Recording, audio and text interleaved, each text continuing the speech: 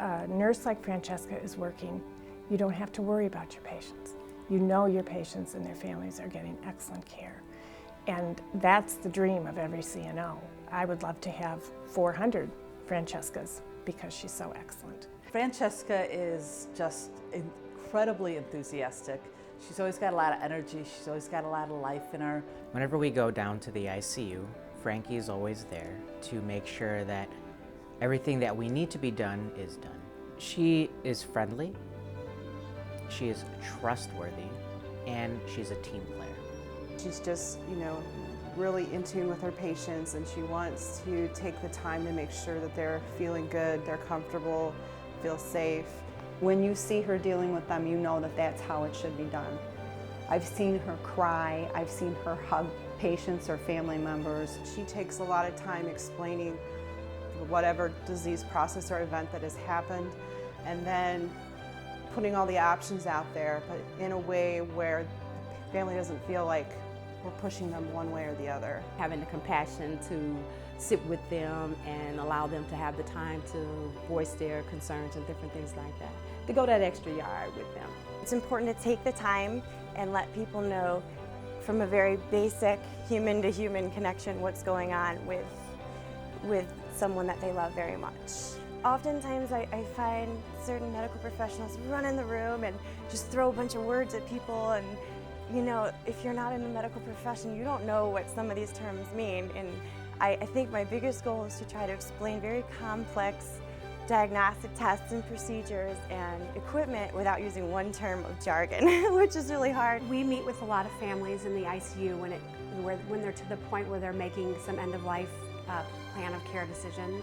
Every time we meet a patient that Frankie has assisted with, they're always so much better informed, and she's really had a more compassionate approach to communicating really what stage the disease is at, and has given them really important and compassionate options for them to decide what their next steps should be.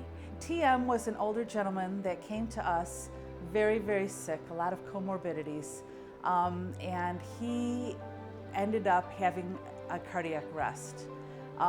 We tried to locate family.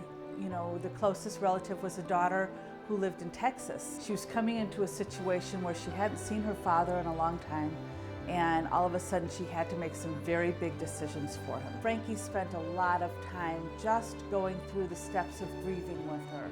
I was explaining to her that it was probably unlikely he was going to be able to live off of the ventilator, and she knew he didn't want to live his life attached to machines, and I helped orchestrate a hospice evaluation for her, and she ended up going with that and helping her dad die peacefully. So that's important, I think, because we really honored his wishes, and I can't think of any greater purpose as another human to help another human achieve their end-of-life wishes. You would hope that if it was somebody that you loved or somebody that you were intimately involved with, that the nurse or the doctor or whoever would take the time to do the right thing and explain to you what's going on.